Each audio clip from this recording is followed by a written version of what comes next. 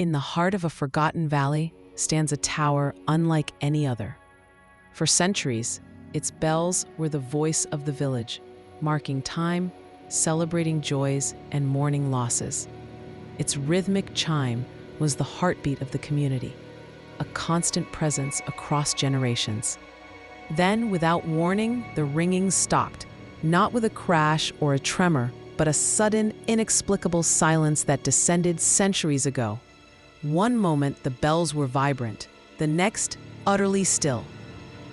No storm damaged it, no war silenced it by force. The mechanism appears intact, yet the bells refuse to sound.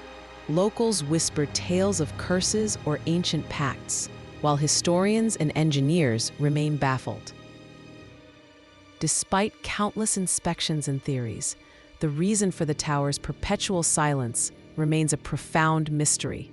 It stands today, a silent sentinel against the sky, a monument to an unexplained event that echoes through time.